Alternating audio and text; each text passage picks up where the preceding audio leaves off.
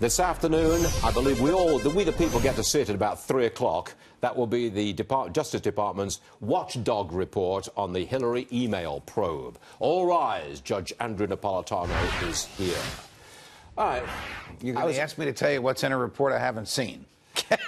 I'm going to ask you if, by the end of today, we will have a clearer picture as to whether or not the FBI and the Justice Department shielded Hillary and tried to undermine Trump. Will we have a much clearer I expect we will. So the report is not evidence. The report is a team's opinion of what they have discovered. No indictments, but some allegations. And we will know things like, did they exonerate Hillary because they believed she would be their boss? Yes. Did they exonerate Hillary because they thought she was going to win? Well, that's not a crime. But it is perversion of the investigation. Precisely. It's a form of corruption. It's making a law enforcement decision on a non-law enforcement basis. The only valid decision they could have made is, did they exonerate Hillary because there wasn't enough evidence to convict her? I reject that because we know what the evidence is, and the evidence to convict her is ample. When they did exonerate her, they said no reasonable prosecutor will take the case because you can't prove intent. Guess what? The statute doesn't require intent. It only requires gross negligence. Putting hundreds of top-secret emails on your husband's private server kept in a closet in his unsecure estate in Westchester County is gross negligence. Are we going to find out more and the implications of the tarmac meeting? I hope so.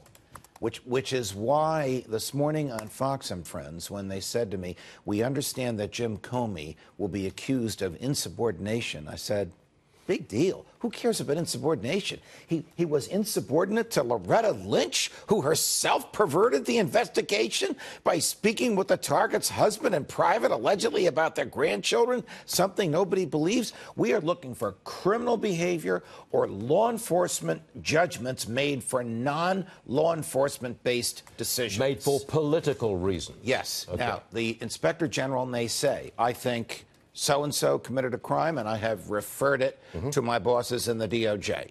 Goes up to Rod Rosenstein and Jeff Sessions. If they say there's enough evidence here, goes over to the prosecutorial team, which is the U.S. Attorney for the District of Columbia. She decides whether or not to indict. This has already happened with Andrew McCabe. It could happen to Andrew McCabe again. It could happen to others in the FBI as well. Will we have any hint, maybe, of President Obama being indirectly involved in this or knowing about it? I think we might, and I formed that judgment from some of the emails that I've seen, which refers to him as O, or refers to him as P, or refers to his team in the West Wing wanting to know what's going on. Now, there's nothing wrong with the president wanting to know what's going on, but are they making decisions to please him, or are they making decisions based on prudent law enforcement, evidentiary-based manner? All right, Judge, we're going to have more from you in our 11 o'clock hour, and you'll be joining Ashley, at 2 o'clock, I think, to walk up the release of the report. Ashley? I believe so. Yes. Which will be fun. In this very room. So you're going to steal my set. Okay, go steal away, lads.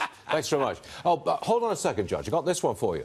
Apple going to close that software loophole that allows the police to crack open an iPhone against a suspect's wishes. Do you approve of that? Well, they have the right to manufacture a product however they wish. Ideologically, I approve of it, but there's no law to prevent them. Ideologically, you approve of Apple stopping the police investigating terror? Ideologically, I approve of Apple preserving what little remains of the right to privacy. So you believe that your principles are way over and above the practicality of fighting terror? These are not my principles. They're James Madison's principles. Which you adhere to. He wrote the Fourth Amendment, not I. Which you will not deviate from for one minuscule iota. Nor would you want me to, particularly if you were the target. Oh, I don't know about that.